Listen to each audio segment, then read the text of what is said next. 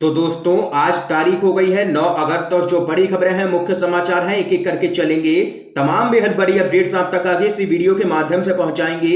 ये वो खबरें हैं जो गोदी मीडिया आप तक नहीं पहुंचाता है। ये सभी बड़ी खबरें आप लोगों के लिए जानना जरूरी है। तो वहीं दोस्तों लगातार हमारे साथ बने रहिएगा। खबरों की तरफ चलने से पहले आप लोगों से एक छोटा सा निवेदन है कि अगर आप लोग भी यूपी के विधानसभा चुनाव में सत्ता परिवर्तन की लहर को देखते हैं तो अभी इस वीडियो को लाइक कीजिएगा, अपना समर्थन दर्ज करवाइएगा और लाल कलर के बटन को दबा करके चैनल को फ्री में सब्सक्राइब करके बेल के आइकन को जरूर दबाइएगा दोस्तों। और कमेंट बॉक्स में अपनी राय जरूर बता सकते हैं कि आप लोग 2022 के यूपी विधानसभा चुनाव में किस पार्टी का खुल करके समर्थन कर रहे हैं। तो आइए दोस्तों पहली बड़ी खबर आप लोगों को बताते चलें। यूपी में सपा और महान दल की सरकार बनेगी, 400 सीट पर जीत पक्की है, अखिलेश यादव का बड़ा दावा। आप लोगों को बताते चलें समाजवादी पार्टी के राष्ट्रीय अध्यक्ष एवं उत्तर प्रदेश के पूर्व मुख्यमंत्री अखिलेश यादव ने राज्य की भारतीय जनता पार्टी की सरकार की आलोचना की है।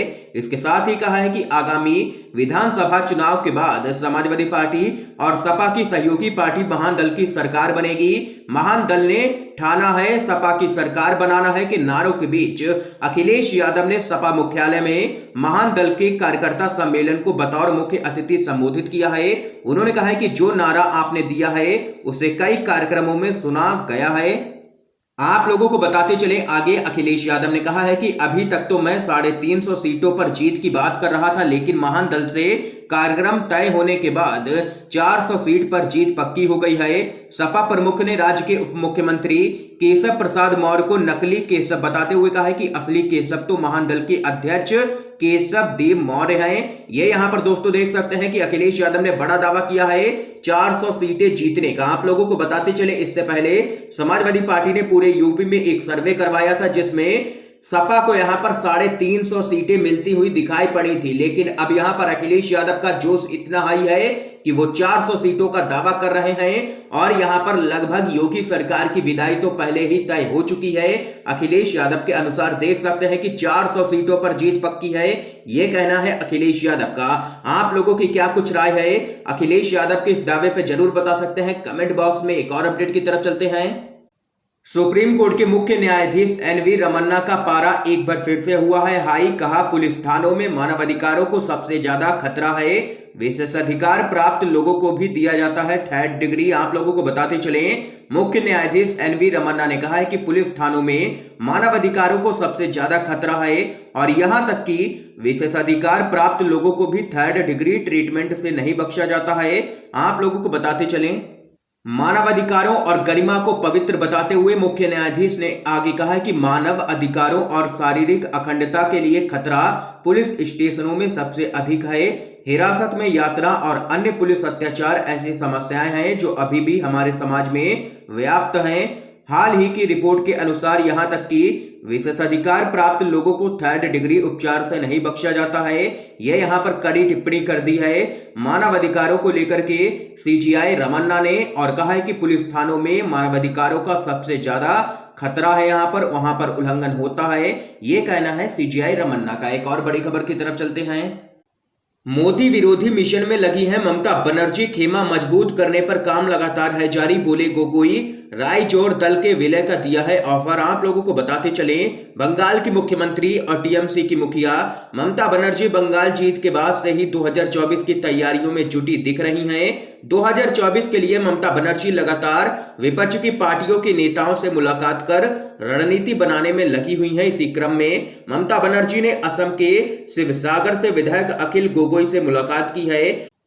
आप लोगों को बताते चलें अखिल कृषक मुक्ति संग्राम समिति के नेता हैं और उन्होंने कहा है कि उन्होंने ममता बनर्जी से मुलाकात की है जिसमें असम में पार्टी का नेतृत्व उन्हें करने की पेशकश की गई है।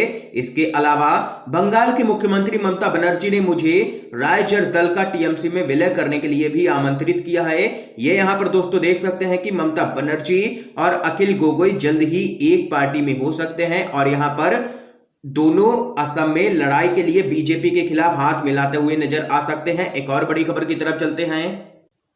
कांग्रेस के सांसद बोले मोदी जी खेल रत्न ही नहीं देश का नाम अमेरिका रख दो, क्या पता विकास हो जाए।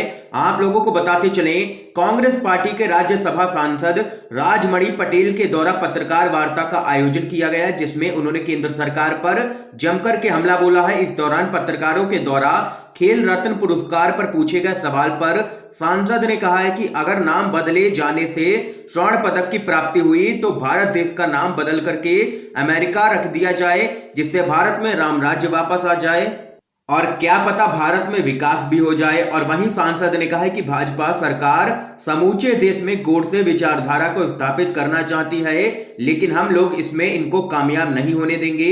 ये यहां पर कहना है कांग्रेस के राज्यसभा सांसद राजमणि पटेल का। एक और बड़ी खबर आप लोगों को बताते चलें, संजय सिंह का आरोप, यूपी में जल जीवन मिशन में 30,000 करोड़ का हुआ है घोटाला, ब्लैक लिस्ट कंपनी को दे दिया काम। आप लोगों को बताते चलें, एक के बाद एक आरोप यहां पर लगा रहे हैं संजय सिंह और घोटालों का खुलासा करते जा रहे हैं। आम आदमी पार्टी के यूपी प्रभारी और राज्यसभा सांसद संजय सिंह ने यूपी में जल जीवन मिशन में 30,000 करोड़ रुपए के घपले का आरोप लगाया है।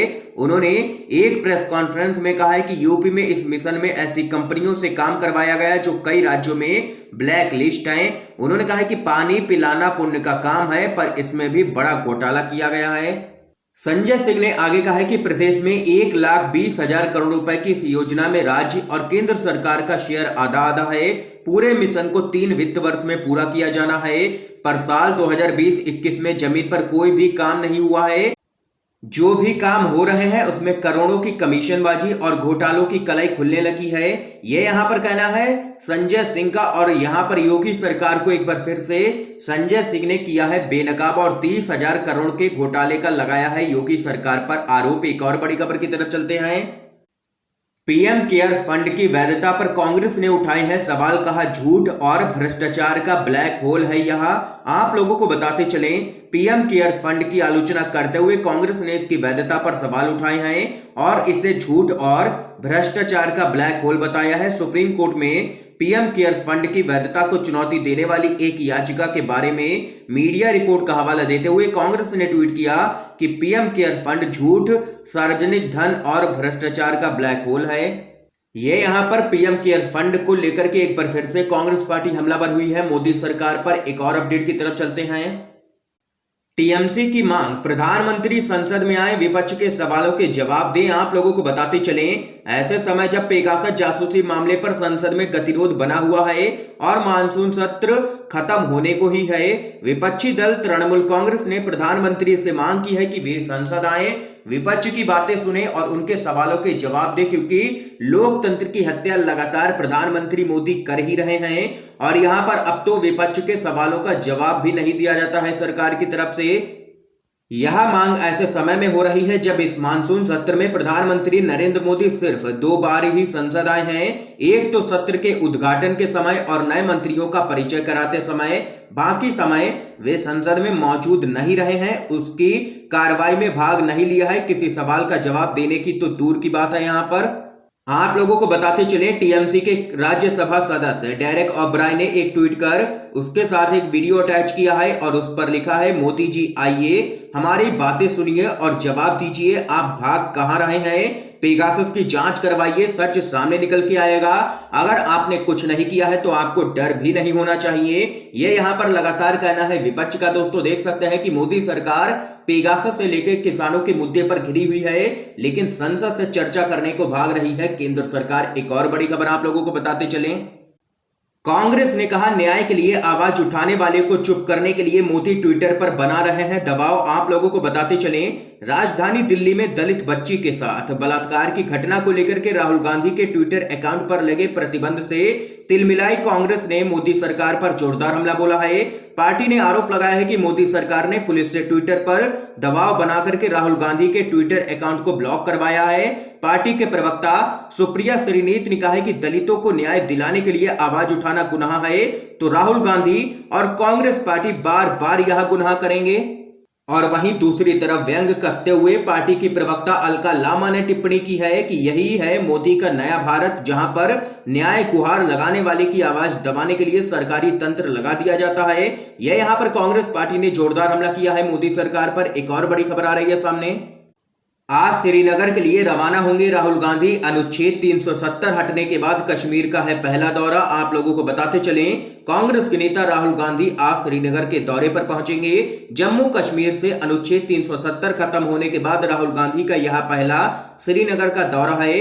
हालांकि इससे पहले अगस्त 2019 में 370 हटाए जाने के 2 हफ्ते के बाद हालात का जायजा लेने राहुल गांधी विपक्षी प्रतिनिधिमंडल के साथ श्रीनगर पहुंचे थे, लेकिन तब प्रशासन ने सभी विपक्षी पार्टियों को एयरपोर्ट से ही वापस लौटा दिया था। लेकिन अब यहां पर श्रीनगर के दौरे पर राहुल गांधी आज जाएंगे। एक और बड़ी खबर की तरफ चलते हैं दोस्तों।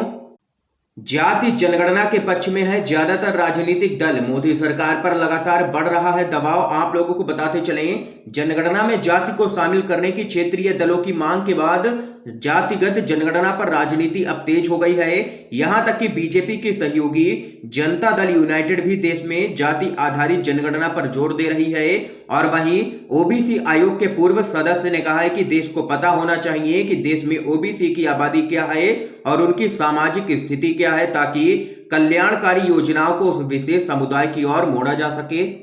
आगे आप लोगों को बताते चलें, जेडीयू सहित आरजेडी, समाजवादी पार्टी और डीएमके जैसे अन्य राजनीतिक दल भी जाति आधारित जनगणना की मांग कर रहे हैं और मोदी सरकार पर लगातार दबाव अब बढ़ता ही जा रहा है इस मुद्दे को लेकर के। दोस्तों, आज के समय की सभी बड़ी खबरें थी जो हमने आप लोगों तक पहुंचाई हैं यूएनवीडीवी के माध्यम से। अगर आप लोगों को ये वीडियो पसंद आया हो तो लाइक करना बिल्कुल भी मत भूलिएगा। वीडियो को ज्यादा से ज्यादा शेयर कीजिएगा ताकि आप सभी के दोस्त भी इन खबरों को जान सकें। और चैनल को अगर अभी तक सब्सक्राइब नहीं किया है तो चैनल को सब्सक्राइब करके बेल के आइकन को जरूर दबाइएगा। दोस्तों, आप सभी का वीडियो देखने के लिए बहुत बहुत धन्यवाद।